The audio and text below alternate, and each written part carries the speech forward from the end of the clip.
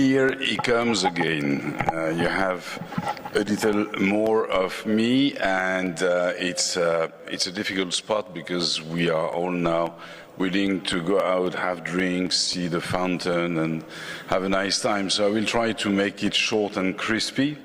Maybe we need less light. If the light could be brought down so that people can see the slides, please.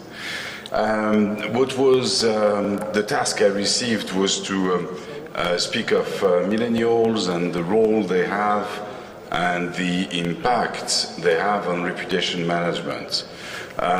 This is a beautiful presentation, by the way, not because I made it, but because our Indian team of Creative Plus in Ahmedabad did a fantastic job on that, and my colleague Melanie Jo as well, so thank you. It looks much more beautiful than it was originally. Millennials, we all know that, and I will be quick on that dimension, is a generation that matters for many reasons. I will just stick to a few things. First one, they are highly connected, and it makes such a difference. They are socially conscious. We've been speaking of that earlier this afternoon. They are also, if I find, yeah, it's that one, tech savvy, and it's certainly the first generation in the history of humankind which has this incredible ability to deal with technologies and access to social media. They are experimental in many ways and not just satisfied with what we have prepared for them. They are entrepreneurial, which is really something, again, which makes them pretty different from the previous generation. They are confident in many things, in many ways, but we will see that it's not always very easy. Progressive people, definitely in many aspects of life. And we said that again earlier today, including during the panel, they are definitely purpose-driven. They want companies and brands to answer to that obvious question, what do you stand for beyond the bottom line? So that makes a lot of things that we have to take into consideration. They are extremely influential in this world, and it is just only skyrocketing. It doesn't stop. It's just increasing. Let's keep in mind that this generation is the largest one, more than half of the world's population. Let's keep in mind that they have a spending power which is huge, estimated 2.45 trillion, and that never happened before. And also, we spoke of that before, they will influence the workforce in the future, and it's very important in these times of war for talents in which we are entering. I was in London a while ago at the FT, at a Financial Times panel with the CEO of Coca-Cola Enterprise, John Brook, and he had this quote, millennials are not just obsessed by themselves, but concerned by the world, and they want business to do more. So it's not coming from an analyst, it's coming from the CEO of one of the biggest companies in the world. Yes, millennials expect more from business, he is right, and that was so true on climate change. You remember last December in Paris around the COP21. And even before that, we saw it 2 years ago while delivering a worldwide survey on millennials and business citizenship. It was so impressive to see that on all continents major countries, they are globally one single generation with the same approach to these difficult issues. And last fall, right ahead of the COP21, we engaged with a community of 270 millennials because we wanted to understand their views on climate change. And so we had this conversation with them during 3 months. The result of this conversation is that they are very emotional about climate change. And I understand them. I will be dead when Manhattan will be covered by water, and probably the cost of India around 2050, but they won't be dead, and they will be facing the situation we have created. And from this 3 months long conversation, thanks to the photos, the videos, the words they sent, we could see they were scared, frustrated, feeling powerless, sad, and nevertheless hopeful, which is the magic of this generation. They have very good reasons to be fully depressed, and in fact they are also willing to find solutions, and we will come back to it.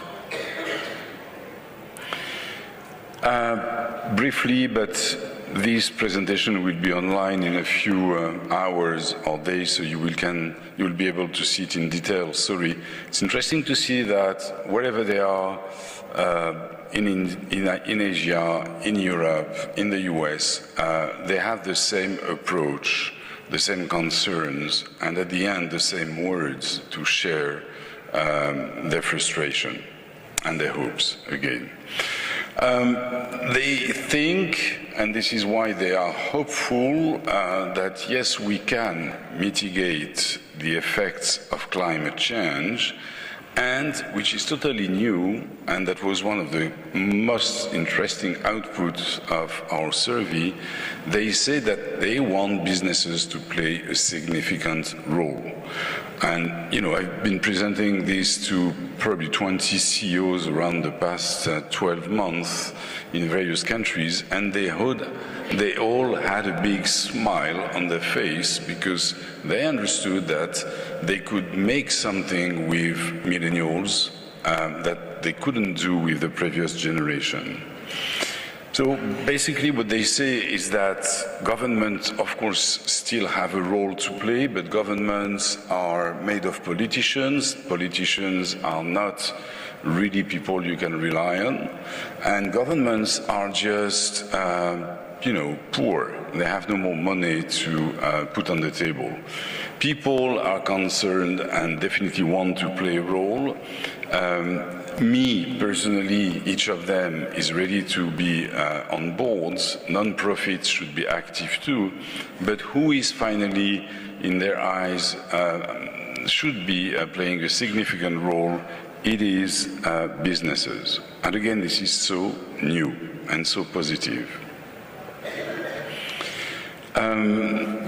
Now, something which I think we should keep in mind and say to ourselves every single morning is that if you are not where millennials expect you to be, you corporation, you brand, you are just nowhere.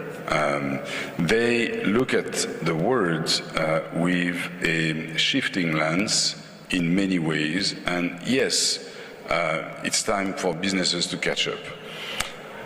Remember Buffett's famous quote, you need a long time to build a reputation, and you just need 5 minutes to ruin it. And so, yes, we speak of reputation management today, we speak of the future of it, and clearly the time factor has to be put at the center of the equation. A few words briefly on reputation management seen from the perspective of its evolution, which has been very fast in the past 2 or 3 years. There is a strong pressure, clearly, coming from everywhere. you have all these questions which are rising today, like, okay, what is the value of corporate reputation? Does it have a real value? What is the link between business and reputation? Why is business citizenship, which is much more than just social responsibility, something so crucial for reputation management? Why and how is the digital revolution changing the game? And finally, what does it mean that we need to address reputational issues versus all stakeholders? And yes, we know that reputation is a shield for each and every aspect of a corporation or a brand ecosystem. We all see that every day in our life. It is protecting the company's equity. It is playing a growing role in investors' eyes. It is strengthening consumers' confidence, trust, as we mentioned before, in the company. It is also helping nurture opinion leaders' appreciation about a company. And of course, at the end of the day, it's going to attract the best partners and the best talents, which is so crucial today. We have a way at MSL Group to speak of it. We call that the reputation complex, and it's evolving fast. In fact, beyond the given that should be the fact that the products and services of the company are fine and the financial soundness is good, it's very much about four essential pillars today. One which is purpose, one which is corporate citizenship, one which is EVP, and the last one, social openness. Brief look at each of them. Purpose, again, just answering that question about the raison d'être. What do you stand for? Beyond the bottom line, what do you stand for in society at large? Citizenship is really and has to be connected to purpose. It's about putting your commitment to society and to people at the heart of your business strategy, not on the side, but at the heart of it. Again, companies like Tata Group, Mahindra, and so many other Indian companies show the way. I've been doing that for long.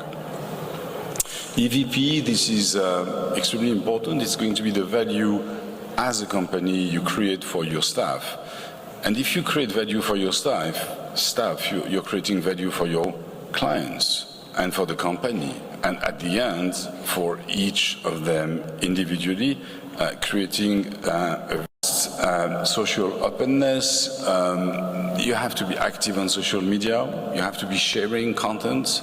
You have to be engaging with your audience, and so you can make your voice matter.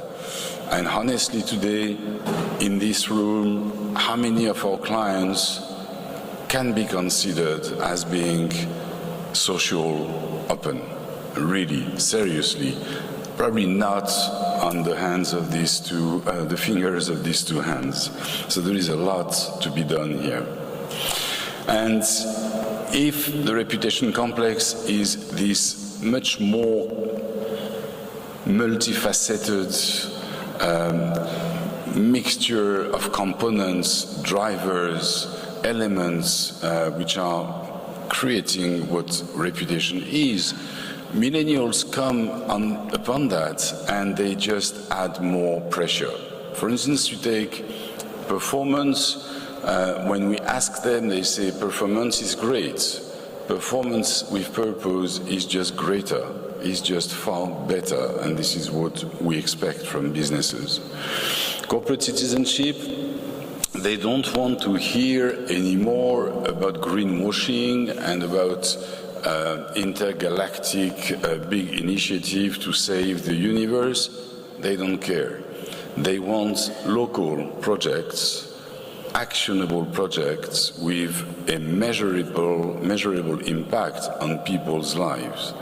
And, which is very interesting too, the vast majority of them say that they want to be involved. They want to be part of the solution with businesses, which is a very positive message. EVP, 3/4 of them, and this was confirmed again by Accenture and Deloitte shortly after us, 3/4 of millennials say that they are looking for a company with a clear purpose and one which delivers on it. So, okay, we want a package which has to be fair. We want work-life balance more than the previous generation. But first of all, we choose based on the fact that the company has a clear purpose with clear results. Social openness, it's obvious. They want to see the company, the brand in the conversation, being vocal, being committed, and taking a stand on all pressing social, global issues. You've seen in the 2 past days a good example of that, the Chan Zuckerberg Foundation, the show they did in Frisco, the $3 billion they put on the table to change the whole healthcare, especially for children, ecosystem, and engaging their company and their foundation until the end of the century, and doing so well on social media to explain that. This is just the benchmark for today, right? They've understood everything about what we talk about.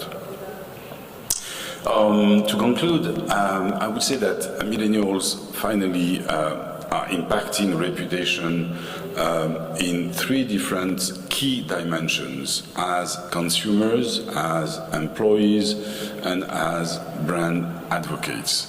Consumers clearly the brand consumer dynamic. They have changed it, and it's forever.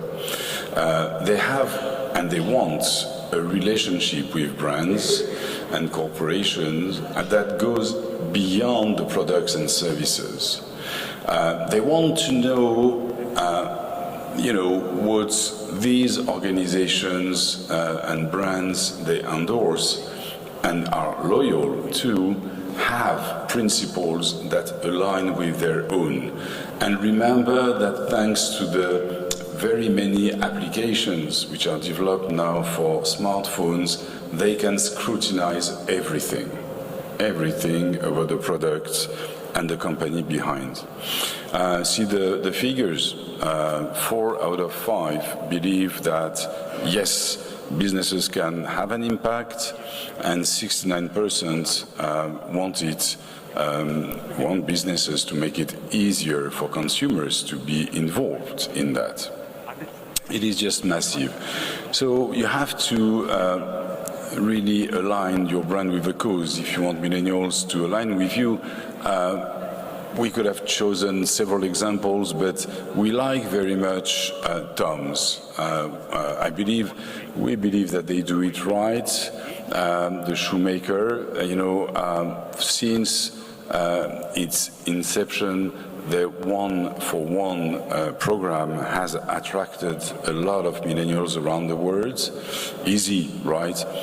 You purchase 1 pair, and Tom's will give a pair of new shoes to a child in need, period. Easy to understand.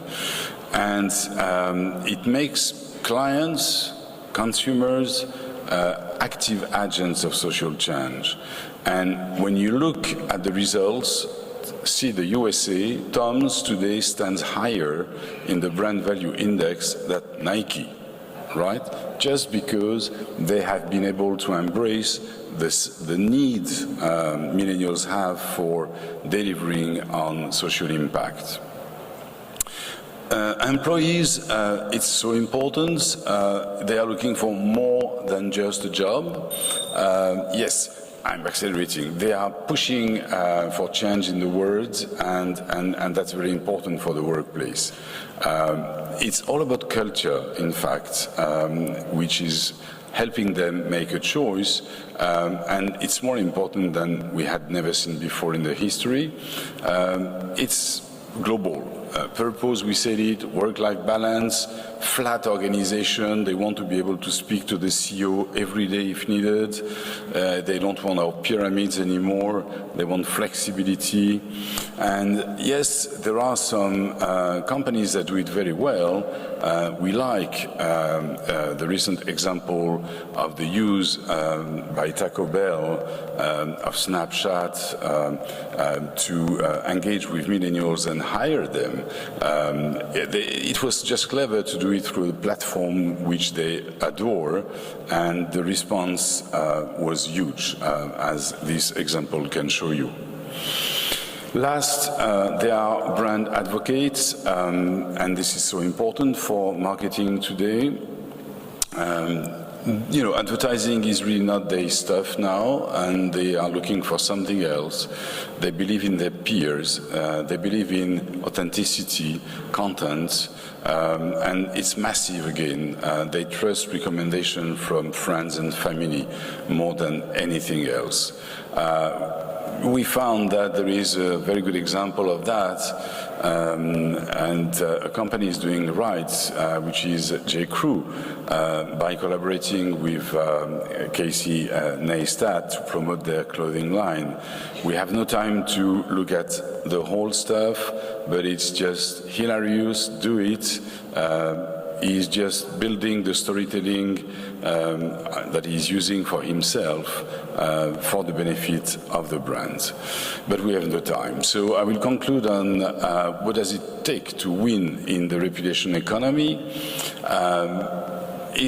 Firstly, very importantly, it is about the doing and not the talking that matters. It is about the what. It's not about the why. And the what is really how companies do in terms of driving change. It's not what they say about what they are doing, it's about what they do. The second aspect, which is crucial, again, is micro versus macro. The more local the initiative, the more important the credibility in the eyes of millennials. It has to be what we say, it's something here, now, visible, tangible. And when the time comes to talk, companies and corporations and brands have to do it really well. Give up with the mass communication and move to the one-on-one conversation. Go virtual reality, augmented reality, experiential. They want to be part of what's happening. Collaborating for the development of new products, of course, like Dell did it so well in India a few years ago, reaching them where they are and the way they feel comfortable, developing content they'll be happy to share, but it's very important, just keep it real. Merci beaucoup. Thank you. All right, thank you so much. How many millennials in the room? Hands up. Do a woohoo. No, no, no. Loud enough. Millennial enough. Do a woohoo. Better. How many non-millennials in the room? Now do a woohoo. Okay, so there you go. A mixed bunch. And Pascal, you were just telling me that you like to interact with millennials a lot. Do you find them different in different geographies, or? If I find what? Do you find different millennials from different geographies? Let's say millennials in France versus millennials in India. Are they different, or? Well, it was, again, one of the key results of this big research we've done.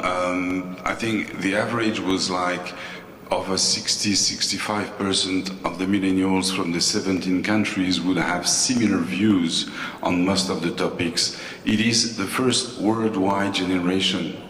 There are more proximity between a young Indian, a young Chinese, a young Brazilian, a young French than as in the past between French, Indian, or whatever. So it's global. The first truly global generation. So that deserves a woohoo. I must say from the time the conference started, every single conversation has gone towards the millennials. At some point, I thought I'd be left with no questions to ask because most of them were addressed.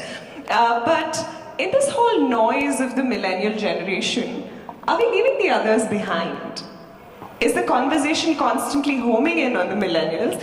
Are we leaving behind the baby boomers? Well, again, it's different because they have, been raised in the use of social media. They have a common culture, a common understanding, appreciation of the words. It's not about homogenization like we've been with some part of the American culture in the 50s, 60s, which was more top-down. It was coming from somewhere and it was arriving everywhere. Here it is bottom-up.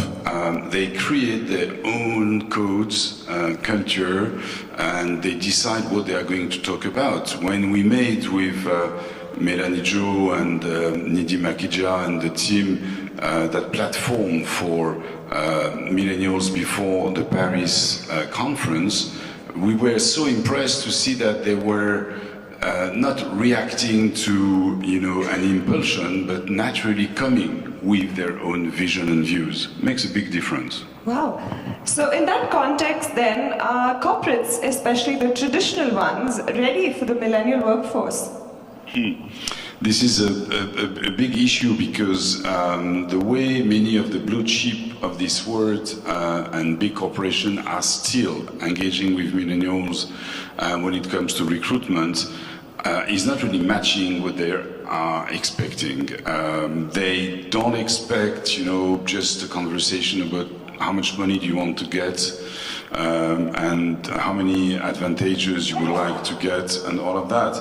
They firstly want to hear the company about what we stand for and what we believe your work-life balance would be. There is one which is doing it very well, Accenture. I remember a conversation with them when they get the new employees, coming from the best universities in the world. The first thing they say is, you're going to leave in 3 years. Oh, yes, because you will be happy to join McKinsey or Deloitte to earn more money and just change. And nevertheless, we are going to spend for you $5,000 a year for the next 3 years to make you a better consultant. And so the millennials say, why do you do that? And the company says, because life is long and you will be back. And the sort of relationship we have established with you will make you loyal to us in the future. That's clever. That's really clever. So what do organizations then need to do to ensure that the mindset of the millennials is in line with their vision, the organization's vision? Well, briefly, I said that, but we will need hours to discuss it. It is about including them. I'm sure of something. It is that the future of reputation management and corporate communication should be inclusive of millennials. You need to create working groups with them for everything. I have a few examples I can share with you briefly. The new CEO of a huge company in distributing soft drinks in Canada was telling us, I want you to create a platform with young millennials in Canada so that I can dig in that platform every day to get of actual millennials on every aspect of my brands. I respect you, you are professionals, but I want to speak with them each and every day, and we see that more and more coming. So talking about leaders, so what communication and leadership styles should leaders adopt to connect with the millennial workforce? Well, just like my colleagues at MSLGROUP India do it so well, there are no hierarchies, it's a flat system. Each and every employee can run into Amit or Chetan or Parvez's office and discuss everything, and they love it.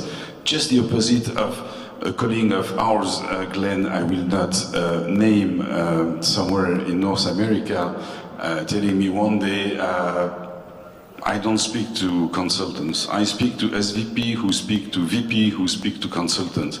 And I say, wow, this is the Vatican or NATO, you know, the command and control system. This is that, and I prefer what MSLGROUP does in India. The others should do the same. Woohoo!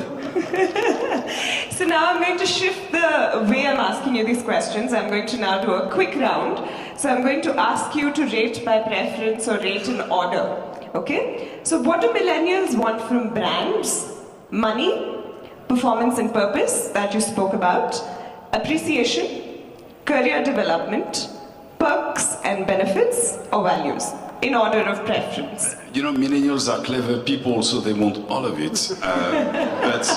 But starting with purpose, starting with ethics, starting with respect.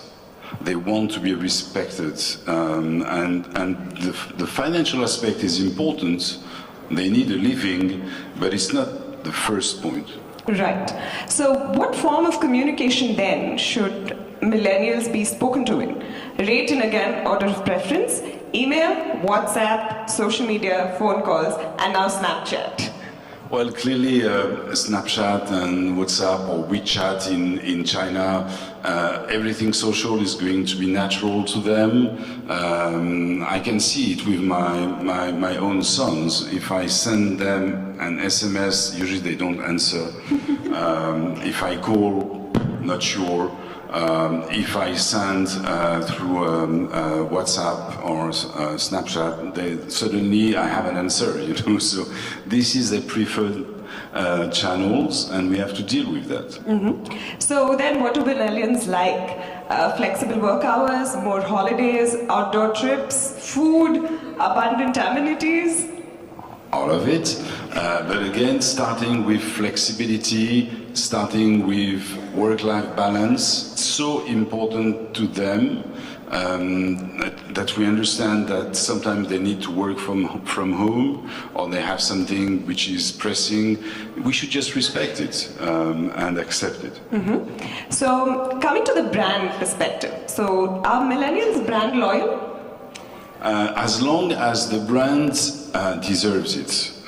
Loyalty is not about coupons and financial advantages. Loyalty is about sticking to a purpose, delivering on it, and having values which are tangible. That's really what loyalty is about. So tangible values, yes. Bringing in the brand loyalty, okay.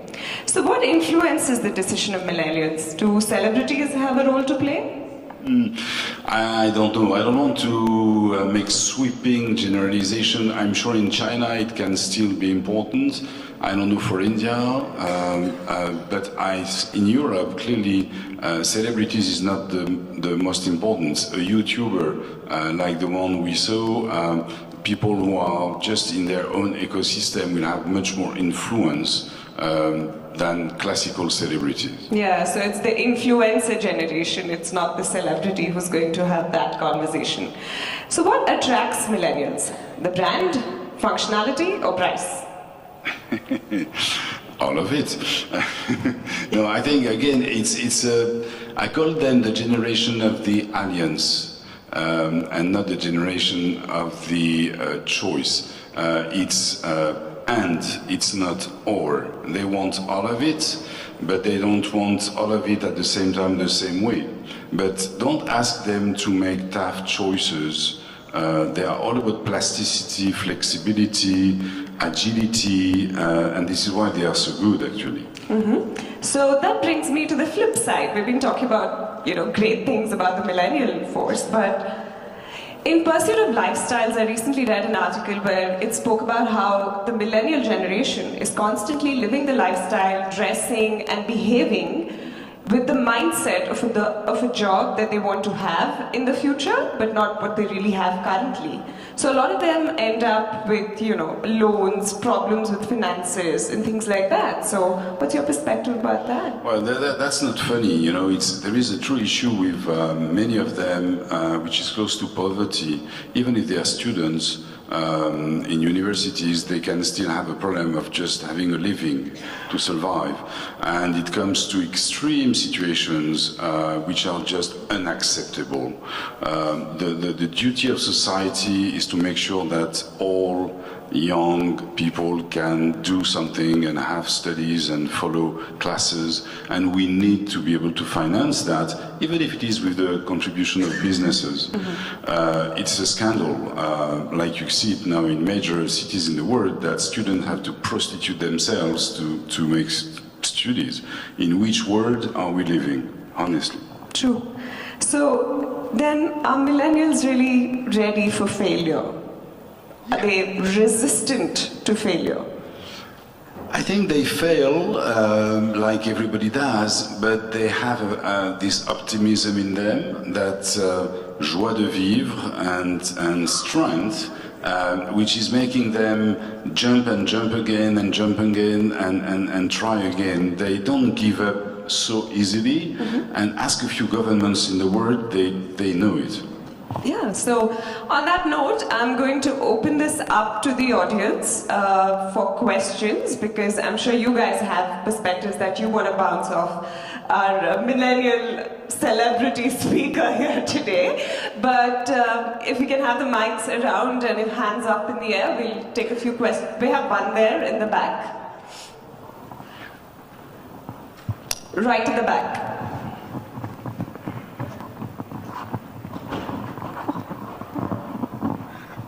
Hi, I'm Anshul from Text 100. Could you share an example of a brand that tailored its communication or strategy differently for baby boomers and millennials to make the same product appealing to both? I would be tempted to answer that you will have problems to find a brand which is offering the same sort of stuff for baby boomers and for millennials. From the millennials of the globe. Another good one. First thing, you are so right. We should be extremely respectful of differences, very modest and very cautious, and getting rid of sweeping generalization. India is India. India is not just a country, it's a continent, it's a world, in which I understand that the print press is still very important, and it's logical with 100 languages and probably different subcultures, and it has to stay. But I see that the penetration rate of internet in India is growing every day, and so I think it's going to take a few years, maybe 10, 15 years, to see print press going really down and online really up. Just an example quickly, I have a client in Canada who took the difficult decision to stop completely paper, and it was the first newspaper in the town, and move only to tablet. After 6 months, they have 25% more customers. They increase their revenue with programmatic ads in the same proportion, and most of the 25% incremental customers are millennials, right? Because it's just logical for them to use smartphone or tablets instead of paper. So let's look at country per country. The movement is clearly engaged, but the rhythm is different.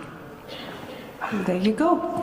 So, hi, I'm Kritika. A millennial. My first statement was going to be, this is with a personal agenda. So my question is, you spoke about the good qualities in millennials and how they don't give up. How companies, what companies should do to make them happy, which is kind of involve them in everything. But my question is, what is that one thing, one negative aspect you've noticed in millennials across the globe that they should work on to make their employers happy? Yes, you're so right. You know, it's a bit, sorry for the Frenchman remark, but it's just like love. It has to be two ways, right? So it's not only to companies to seduce, attract, and love millennials. It has to be reverse, and it's an interesting debate in Europe at the moment, should millennials understand that they are fantastic, but they are also part of a broader organization, and that they cannot just have rights, they also have duties, and that you need also balance in that perspective. Otherwise, it's going to create a difficult atmosphere in many companies.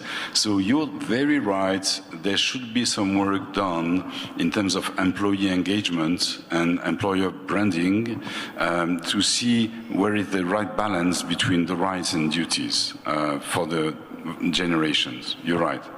Nurture the love. Time to drink. Yeah, I was just going to say we're standing between the bar and these guys. So I'm just going to close with a small little piece that I wrote from a millennial's voice perspective. I want you to talk to me, but not too much. Not too little either. Quick and easy. Get it right. I won't tell you how. I want you to be engaging and interesting, but I don't want you to be overbearing. I'm sorted, or I'm maybe just figuring it out. I'm happily confused, and I'm enjoying being lost. I want to know if something is wrong. I want to know if I'm celebrated. You know it's personal. You know what I want. I know what I want. It's okay if you can't figure me out. I'm open, and I embrace my freedom. I'm opinionated, and I'm entitled. I don't essentially want to be understood, but I do expect answers. I do hold you responsible. I know there are still no shortcuts to success, but I can still try. And while I'm at it, show me the story, honey. Have a conversation with me. Wow. Congratulations. Okay, thank you so much. What a wonderful conversation. Ladies and gentlemen, a huge round of applause for that keynote and that lovely interaction. We will be available near the bar. Pascal will take all of your questions. Yeah. So thank you. And please a round of applause for Shreya, who I didn't know Shreya, but she's the perfect image of Indian brightness, creativity, and woman power in India. Thank you so much. Thank you. Thank you, ladies.